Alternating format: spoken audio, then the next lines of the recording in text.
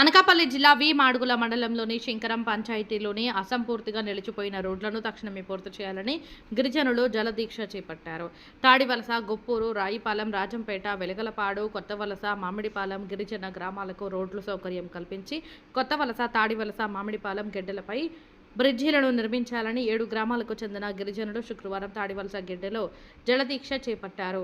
3 గెడ్డలపై బ్రిడ్జీలను నిర్మించాలని 7 గ్రామాలకు చెందిన వందలాది మంది ఆదివాసీ గిరిజనులు, మహిళలు గెడ్డలో కూర్చొని పవన్ కళ్యాణ్ బాబు మాగ్రా మాలలకు రోడ్ల సౌకర్యం కల్పించండి మహాప్రభు అంటూ చేతులు ఎత్తి దండం పెడుతూ పెద్ద ఎత్తున నిరసన తెలిపారు.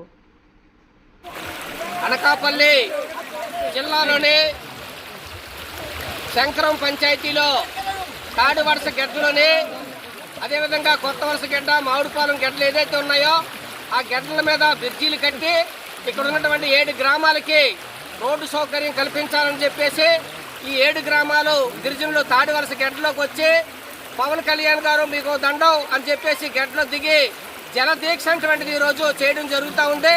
కాబట్టి పవన్ కళ్యాణ్ గారు ఈ రోడ్లకు సంబంధించినటువంటి వెంటనే సమస్యల పరిష్కారం చేయాలని చెప్పేసి మేము డిమాండ్ చేస్తూ ఉన్నాం.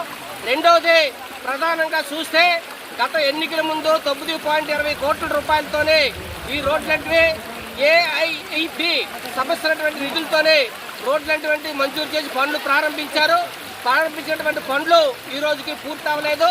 ఆ పనులు ఈ ప్రభుత్వం, కూటమి ప్రభుత్వం వచ్చిన తర్వాత ఈ రోడ్లన్నీ కూడా పూర్తిగా క్యాన్సిల్ చేసి మళ్ళీ నాబార్డు, ఎన్ఆర్జీఎస్ నిధుల కింద రోడ్లంటివి మేము పెట్టామని చెప్పేసి అధికారులు చెప్తా ఉన్నారు. కాబట్టి పవన్ కళ్యాణ్ గారు ఈ రాష్ట్రానికి, గిరిజనులకి ఆరాధ్య దైవంగా ఈరోజు చెప్పుకునేటువంటి ఉప ముఖ్యమంత్రిగా ఉన్నారు.